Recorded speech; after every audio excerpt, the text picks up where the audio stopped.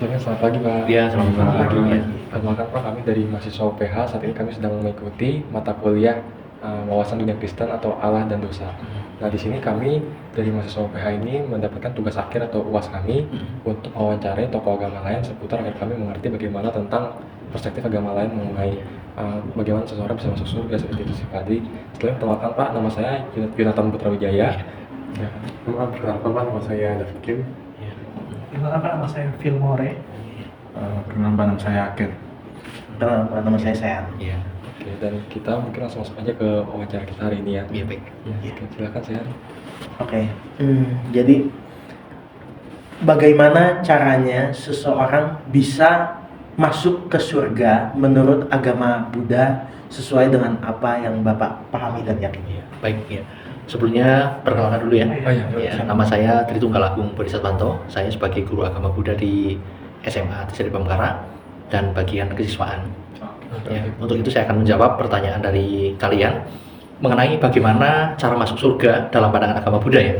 Ya, jadi perlu kita pahami dulu. Surga dalam konsep Buddhisme itu adalah keadaan batin, di mana seseorang ini bisa mengikis 3 akar kejahatan, yaitu loba, dosa, dan moha. Loba itu adalah keserakahan, dosa ini adalah kebencian, dan moha di sini adalah kegelapan batin. Yang dimaksud kegelapan batin ini, orang tidak bisa membedakan mana yang baik dan mana yang buruk. Nah, jika seseorang ini bisa mengikis 3 akar kejahatan ini, maka secara otomatis apapun itu agamanya, entah itu Kristen, entah itu Hindu, entah itu Islam, Buddha, Konghucu maupun kepercayaan, sekalipun seorang ateis, dia bisa mengikis keserakahan dalam dirinya, maka surga, keadaan batin itu sudah mereka dapatkan. Jadi perlu digarisbawahi, surga dalam pengertian Buddhisme tidak harus berpindah agama mengikuti agama Buddha baru mereka bisa masuk surga. Tidak, karena konsep surga yang diajarkan oleh Sang Buddha Gautama tentang keuniversalan. Kita tidak pernah mematok bahwa orang harus masuk surga, harus beragama A, harus beragama B, harus beragama C, dan lain sebagainya. Kalau hal itu terjadi, maka surga yang ada dalam masyarakat kita itu tidak akan yang namanya menemukan surga secara universal. Nah, di situ akan terjadi sebuah pergesekan karena setiap manusia berlomba-lomba mempromosikan surganya masing-masing. Ya, tetapi kalau dalam konsep Buddhisme kita lihat kembali lagi pada perlakuan tadi, mengikis 3 faktor kejahatan ini, maka apapun itu agamanya akan mendapatkan kedamaian. Nah, apabila batin itu sudah merasa damai sebelum meninggal dunia, ya secara otomatis setelah meninggal dunia orang itu pasti akan masuk surga, apapun agamanya. Jadi nilai orang itu masuk surga atau masuk neraka secara Buddhisme bukan terletak pada agamanya, tetapi kembali lagi pada perlakuan dalam kehidupan sehari-hari. Karena menurut paham Buddhisme, surga ini tidak kekal. Maka dalam pencapaian kekekalan agama Buddha bukan di surga, tetapi ke nibbana. Jadi nggak ada istilahnya, mohon maaf, hak prerogatif sebagai Tuhan untuk memasukkan orang ini ke surga atau ke neraka. Itu bukan hak sepenuhnya dari Tuhan secara Buddhisme, tapi semua kembali pada apa yang kita lakukan dalam kehidupan ini. Seperti ini kesempatan kita menjadi manusia sebagai spesies yang paling sempurna di antara makhluk-makhluk lainnya ya. Nah, jadi kita memiliki visi misi misalkan tentang kemanusiaan, tentang cinta kasih. Nah, di sini kita berlomba-lomba di situ. Maka itulah yang menjadi sebuah penilaiannya di situ. Surga itu kan adalah hasil kebajikan kita. Misalkan nih, saya hidup, saya mengumpulkan 1 miliar kebajikan. Nah, itu nggak akan selama-lamanya kita nikmati di alam surga. Suatu saat nanti pasti akan habis. Dan surga dalam agama Buddha itu ada 26 tingkatan. Dari mulai di atasnya manusia, di bawahnya manusia itu ada alam menderita. Ya, alam neraka lah dalam bahasa umumnya ya, alam apaya. Kemudian naik ke alam kita, di atasnya kita ada alam surga tingkat ke-6. Ya, mulai dari nomor 6 ini adalah surga dalam agama Buddha. Dari mulai 1 Marajika sampai dengan ke Mahabrahma. Nah, semakin tinggi tingkatannya berarti makhluk itu semakin banyak kebajikan yang dikumpulkan selama dia menjadi manusia. Iya, hanya sebagai tempat tinggal sementara saja. Nah, pada waktunya nanti, ya mereka akan turun lagi sesuai dengan pikiran-pikiran terakhir mereka pada saat mereka lahir di alam surga. Nah, kematian para dewa ini, para makhluk-makhluk yang hidup di surga, pikirannya ke arah mana? Seperti itu. Kalau pikirannya ke arah baik, ya nanti akan baik lagi. Bisa berputar-putar di dalam 31 alam kehidupan. Jadi bisa menjadi manusia kembali, dia bisa menjadi dewa kembali. Itu terus selama kita masih berkondisi di dalam 31 alam kehidupan, ya kita akan selama-lamanya berputar-putar dalam kehidupan ini tadi. Karena di surga ini kan sesuatu yang masih berkondisi. Di neraka juga berkondisi. Kenapa Sang Buddha mengatakan berkondisi? Karena di neraka kondisinya tidak menyenangkan. Penderitaan adalah kondisi, menyenangkan juga adalah kondisi. Samsara itu adalah tanpa akhir. Maksud tanpa akhir apa? Ya orang-orang yang dia tidak bisa melakukan pembebasan tadi, tidak bisa melenyapkan 3 akar kejahatan tadi. Seseorang itu semuanya yang hidup di dunia ini, semuanya akan terbelenggu oleh 3 samsara ini tadi. Sekalipun itu umat Buddha, seperti saya misalkan, saya hanya tahu secara teori, tapi saya tidak pernah berpraktek dan tidak bisa mengikis 3 akar kejahatan ini selamanya. Saya akan terbawa dalam kelahiran terus-menerus. Karena secara konsep Buddhisme, kiamat juga tidak akan terjadi. Tidak akan. Jadi kiamat menurut agama Buddha itu hanya hancurnya planet, bukan hancurnya semesta. Konsep surga dalam agama Buddha itu bukan konsep seperti di alam manusia ya. Jadi alam dewa masih makan, di sana ada sungai madu dan lain sebagainya. Tidak.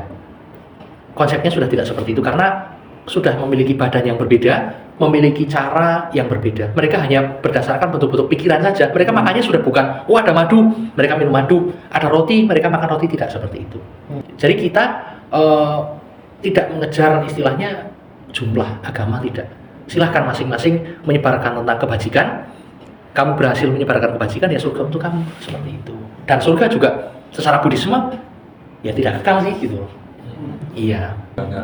Oke, jadi mungkin tuh sekian dari kami, Pak. Iya. Terima kasih banyak Ya, atas baik. waktunya. Ya, semoga bermanfaat. Iya. Ya. Saya Mahfud Effendi. Kalau di sini emang yang ngurusin masjid inilah. Saya kebetulan pengurus masjid Lipo gitu. Bagaimana seseorang bisa menempuh jalan menuju surga? Waduh. Tahu-tahu ke surga kamu ya. Bukan di dunia dulu kamu ya. Bukan cerita di dunia dulu, cerita tahu-tahu surga aja. Itu istilahnya the land of the last resort tuh kalau ya. Itu bahasa gitu, the land of the last resort di surga gitu loh. Atau hell ya gitu ya. Itu aja ya. Pandangan tentang Bagaimana seseorang bisa masuk surga? bisa masuk surga. Kalau di kitab suci Al-Quran yang kita pelajari, kita anut ya, kita akan harus percaya itu. Adalah orang yang beriman pada Allah, Tuhan, dan berbuat baik. Berbuat baik. Sebenarnya ini nilai-nilai sebenarnya nilai universal ya. Nah, ya betul ya. Sangat universal nilainya. Jadi masalah surga atau kebahagiaan akhirat atau kamu bilang neraka mungkin ya, sama. Adalah balasan bagi orang yang hidup saat ini. Kamu semua menanam apa di sini, dunia ini? Yang kamu tanam apa? Kebaikan? Maka di situ kamu akan memetik kebaikan. Jadi kuncinya kalau di kita beriman dan beramal soleh. Beramal soleh artinya dalam kehidupan sehari-hari kita baik sama Tuhan, baik sama manusia, baik dengan alam. Setuju? Nah, udah itulah. Nanti kamu akan menemukan kebahagiaan. Karena tidak mungkin orang tahu apa ya kalau bahasa Jawa ujuk-ujuk kamu tahu kamu di surga gitu loh. Tanpa kamu merasakan kedamaian di dunia. Setuju? Harus damai dulu di dunia, betul nggak? Bagaimana kamu nggak damai di dunia tahu-tahu masuk surga gitu loh. Betul? Nah itu aja. Konsepnya seperti itu aja. Itu sesuatu yang kita sendiri iman, namanya iman ya. Kamu iman kan ya? Banyak teman saya di komunitas saya banyak ya. Ada yang dikremasi, ya. Ada yang dimakamkan, ya kan? Ya semua itu pada prinsipnya akan mereka kepingin kedamaian, betul ya? Kedamaian kan, betul ya? Semua kan kedamaian ya. Bahkan kalau di pemakaman yang ekstrim kamu lihat di kutub sana lah atau di puncak Himalaya di mana? Saya pernah ngeliat itu filmnya. Yang bangkai bukan bangkai sebenarnya manusia itu, jasad manusia itu dihancurin terus dimakanin burung supaya dia kembali kali, betul nggak? Supaya dia kembali kepada alam lagi. Itu kira-kira gitu lah. Jadi konsep tentang surga ini memang kita harus percaya ada surga bagi orang yang beriman dan berbuat baik. Itu di Quran, aminu wa amilus sholihah. Orang yang beriman kepada Tuhan, pada Allah, dan berbuat baik. Berbuat baik itu aneka. Di alam ini ada berbuat baik. Rukun Islam ada 5. Pertama syahadat, kita bersaksi bahwa tiada Tuhan selain Allah dan Muhammad adalah utusan Allah. La ilaha illallah Muhammad Rasulullah. Kedua, kita sholat ya kayak ginilah, 5 waktu dalam sehari. Ketiga, kita zakat bagi yang mampu ya. Kalau kayak kamu bisa mampu pastilah zakat. Biasanya kalau kamu ngelihat habis puasa Ramadan gitu ada ya menerima zakat, pasti kamu tahu lah, menerima zakat fitrah itu zakat salat. Ya. Syahadat, sholat, zakat, puasa. Puasa tadi bulan Ramadan tadi ya. Dituntut setahun hanya sebulan saja. Pertama, sekarang lagi bulannya nih haji. Bagi yang mampu. Itu namanya rukun Islam. Jadi sesuatu yang harus kita laksanakan kalau kita sudah mendeklar diri kita sebagai muslim. Oke ya. Saya pikir semua sampai sama lah ya.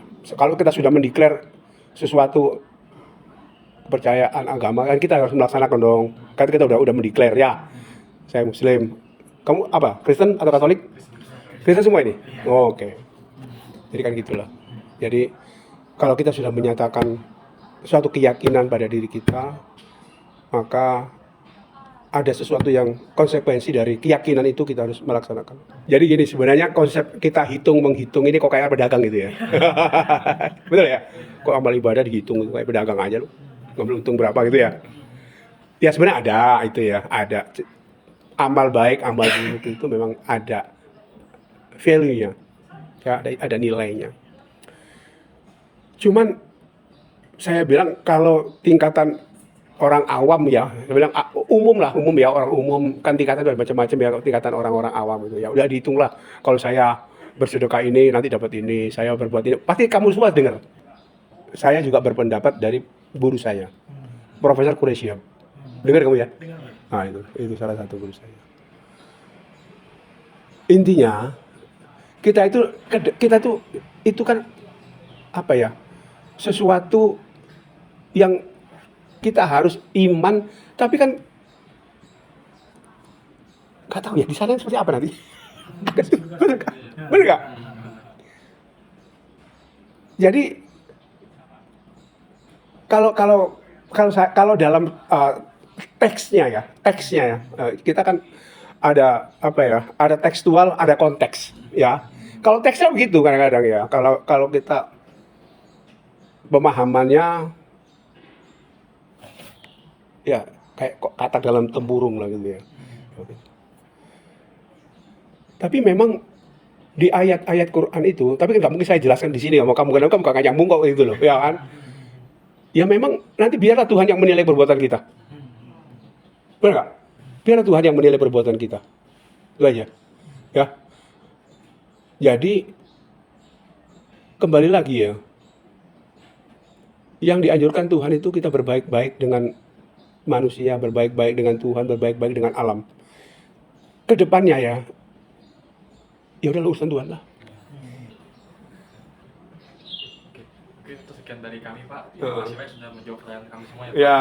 Itu kami mengganggu waktu Bapak di siang. Oh ya nggak apa-apa. Saya juga masih mau ya biasa lah ada aktivitas lain. Gitu aja. Oke. Terima kasih banyak ya Pak. Oke. Di mana terbagi menjadi beberapa bagian. Yang pertama itu adalah tentang total depravity. Nah, jadi apa itu total depravity? Dalam agama Kristen kita memegang bahwa manusia dilahirkan dalam keadaan berdosa.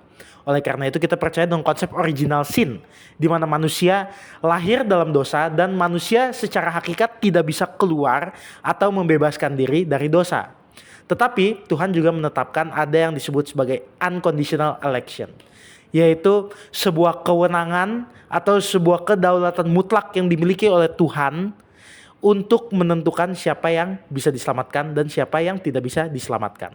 Nah, kemudian kita juga memahami ada yang disebut sebagai limited atonement. Nah, limited atonement mengacu kepada bahwa setiap dari kita sudah ditentukan siapa yang akan diselamatkan dan siapa yang tidak akan diselamatkan oleh kasih karunia Tuhan. Dan yang terakhir kita paham bahwa ada yang disebut sebagai irresistible grace, yaitu bahwa manusia tidak berdaulat dalam hal menyangkal atau menolak kasih karunia Tuhan yang sudah dianugerahkan kepada kita apabila kita adalah salah satu dari umat yang terpanggil. Kelahiran baru atau dengan nama lain regenerasi. Nah, dalam perspektif Kristen, kita percaya bahwa kelahiran baru itu sangat diperlukan untuk melakukan pertobatan. Karena tanpa adanya campur tangan Allah, kelahiran baru, manusia tidak akan menyadari akan kesalahan-kesalahannya. Hal ini cukup berbeda dengan contohnya agama-agama yang kami telah interview sebelumnya, yang memiliki konsep yang berbeda maupun tidak memiliki konsep sama sekali mengenai regenerasi atau kelahiran yang baru. Nah, dalam agama Buddha sendiri, mereka memiliki konsep yang berbeda seperti nirvana dan juga reinkarnasi, tetapi hal tersebut lebih masuk terhadap konsep perubahan secara total, bukan perubahan secara rohani. Oke, baik. Jadi di sini kita akan masuk dalam konsep yang merupakan buah dari kelahiran baru, yakni adalah pertobatan atau konversi. Di sini konversi berbicara tentang dua, yakni yang pertama adalah pertobatan dan juga iman yang sejati. Di mana kita akan mulai dengan pertobatan. Pertobatan di sini adalah mengenai konsep bagaimana manusia itu melakukan penyesalan terhadap dosanya, lalu mereka kembali berbalik kepada Allah dan menjauhi dosa, serta berubah dalam setiap aspek kehidupannya, baik dari perlakuannya, tindakannya, sampai kepada motivasi sebuah perbuatan apa yang telah dilakukan. Oleh karena itu di sini ada perubahan yang bersifat pribadi atau internal, dan juga ada perubahan yang bersifat eksternal. Nah, oleh karena itu pertobatan ini harus juga didorong oleh iman yang sejati, di mana iman yang sejati ini terbagi menjadi tiga, yakni adalah yang pertama adalah pengetahuan, yang kedua adalah keyakinan, yang terakhir adalah kepercayaan atau juga penyerahan penuh kepada Allah. Nah, oleh karena itu tanpa ketiga ini, iman tidak akan menjadi iman yang sejati yang bisa menopang sebuah pertobatan dan juga perbuatan yang baru, di mana perubahan buah dari kelahiran baru yang telah kita alami sebelumnya itulah yang menghasilkan sebuah konversi yang terdiri dari pertobatan dan juga iman yang sejati.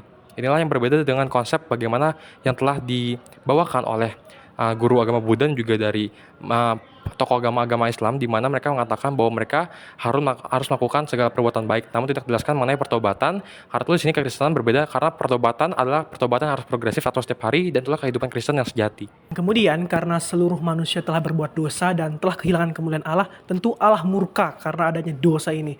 Dan tentu kehadiran Yesus Kristus menebus kita itu merupakan karya yang dilakukan secara sepihak untuk menanggung murka Allah itu. Jadi berbeda dengan konsep-konsep sebelumnya di agama Buddha dan juga agama Muslim, mereka tidak ada konsep bahwa Allah turun ke bumi untuk menyelamatkan manusia, tidak, melainkan hanya bisa diselamatkan oleh perbuatan baik mereka sejauh mana mereka telah mengamalkan amal baik setiap hari. Tapi berbeda dengan Kristen tentunya, karena ini sepihak, kita diangkat menjadi anak Allah. Oleh karena apa? Oleh karena tadi pembenaran yang telah dilakukan oleh karya Kristus, dan kemudian kita mendapatkan kehidupan kekal oleh kemuliaannya.